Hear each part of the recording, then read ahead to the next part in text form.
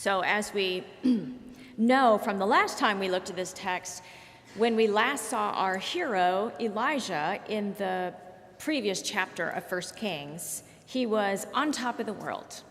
Everything appeared to be going his way. God had sent him on a mission, and everything was coming up roses. The king of Israel at the time was Ahab, and he had married a woman named Jezebel. And the people of her home country worshiped Baal, who was the god of violent storms, the pagan god of violent storms. So when Jezebel became queen of Israel, queen of God's chosen people, she brought her firmly embedded pagan worship with her.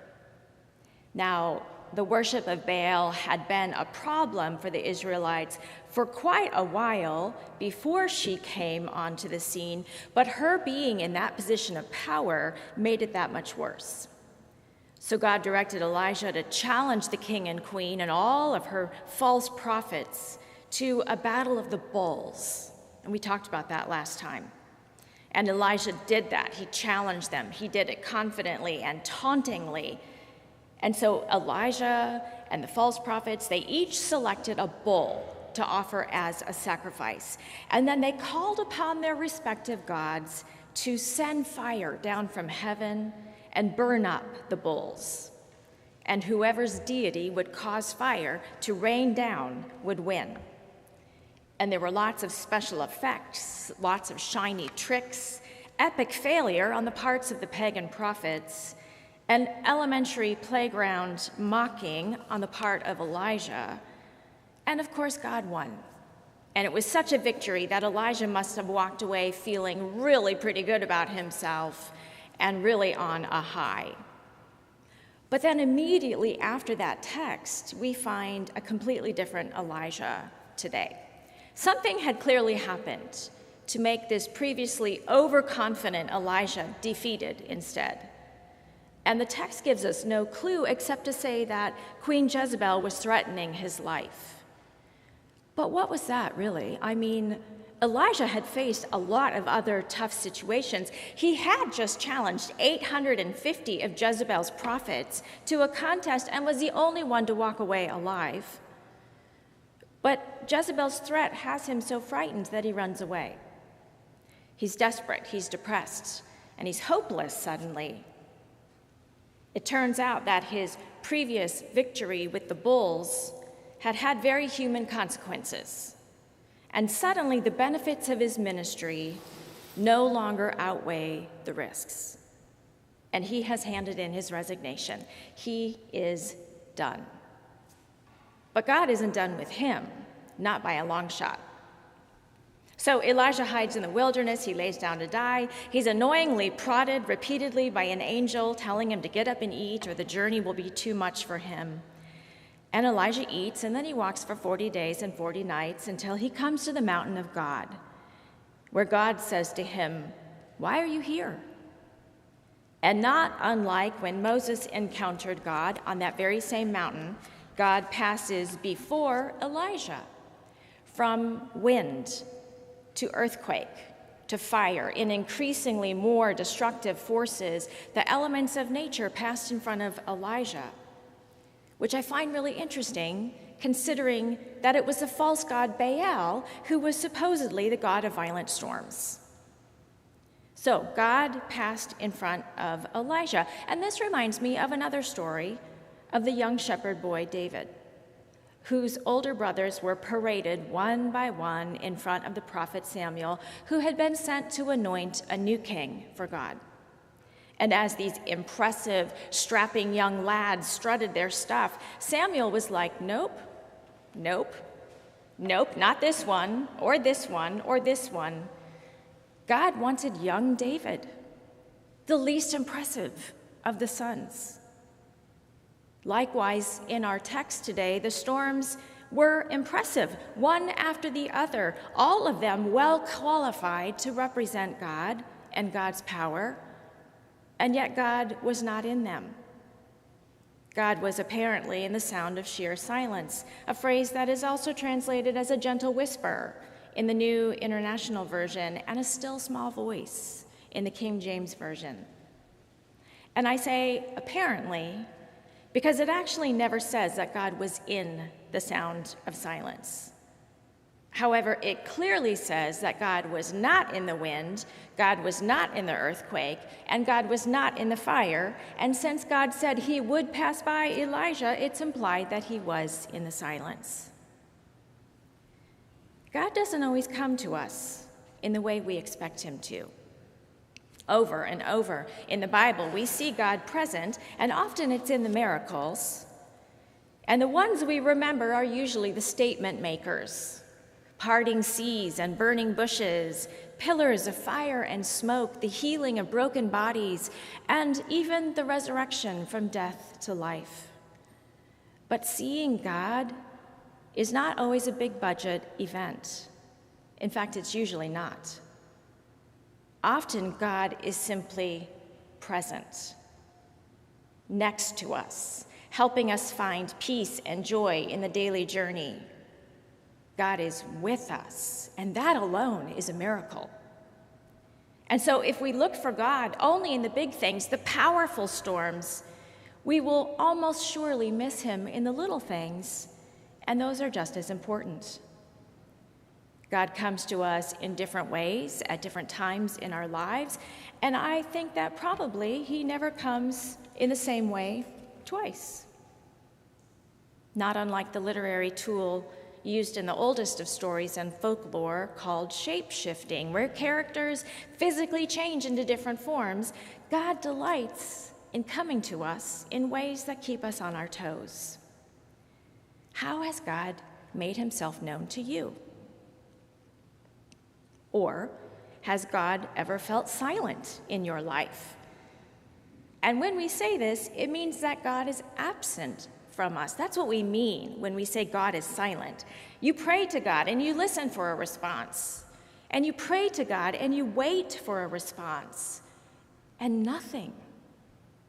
Absolutely nothing. No words, no answers, no signs, no nudges. It feels like God is gone, nowhere to be found, silent. And we try to avoid that silence because it makes us feel so very empty.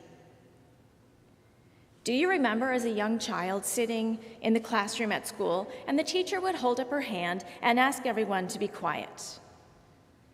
And you sat and waited for all of your classmates to stop talking because obviously you were the perfect student, right? And you waited so everybody would hush so the teacher could finally talk. But they didn't stop talking.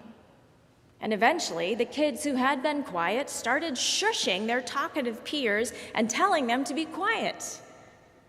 And the teacher didn't want to say anything until she had every kid's full attention. Not only because she wanted them to hear the important thing that she had to tell them, but also because she wanted them to pay attention to her. She deserved their attention. She deserved their respect.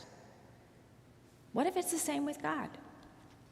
What if, when we're listening for God's answers, we're not in the right condition to hear his answers because there's so much noise in our life. There's so much distraction in our lives. So God waits until we pay attention, until we give him our full attention. He just waits, silent but present, waiting for us to be silent and present. And we can see in this story that God is in the silence. The silence is not the absence of God. He's actually in it. He has taken up residency and made himself at home in that silence. And so silence is something we really should be seeking out because surely God will be there. After Elijah's encounter with God on that mountain, his work wasn't done. He may have turned in his resignation, but God said no. God fed Elijah to strengthen him, then he revealed himself to Elijah to remind him he was with him, and then he gave him a new command: go back. Go back to the place that you just left. Go back to the place that just about did you in. Go back the exact same way you came, because I'm not done with you yet." So Elijah went back, and God used him to raise up 2 new kings, as well as Elijah's successor, Elisha. Spoiler alert, in a full circle moment that could be considered karma, if one believed in karma, one of those 2 kings that Elijah put into power was a man named Jehu. And King Jehu did not appreciate Jezebel's ways, and ultimately had her pushed out of a window, where she was then disposed of by dogs. As I've said before, whoever says the Bible is boring is clearly not reading it, but I digress. So even though Elijah was disheartened and ready to give up, God wasn't done with him. And our work isn't done either. Even when we are weary, even when we are heavy laden, and ready to say no thank you to all that stands before us. And I think a lot about what Jesus said to his disciples: in this world you will have trouble. So we know we will have these times of despair, like Elijah, and the desire to quit and walk away. We might even find ourselves railing against God and handing in our 30 days notice, like Elijah. But what this story tells us is we're not alone in these moments. And Jesus went on to say, "But take heart, I have overcome this world." So we know that God is with us in these troubles, feeding us, strengthening us, telling us to get up and eat, or the way will be too much, showing us the way. And then after turning us around and setting us back where we need to be, he invites us to get back into the game and do his good work. So we go. But as we get back into the game, we take with us the assurance that God is in the little things. God is even in the absence of things. The little things like bread and water that the angel fed Elijah, and the little things like the silence, God is there. And we also can take away the assurance that we can break apart in front of God. We can have a meltdown in front of God. We can tell God, no way. And God will respond with love and grace, and the reminder that we never go it alone, so that we can get back to following Jesus. So thanks be to God for this amazing story that reminds us that God is there, and sometimes it is big and mighty, but most of the time, it is not. And if we can seek God and have the eyes to see that he is all around us, we can get back to following Jesus too. Thanks be to God. Amen.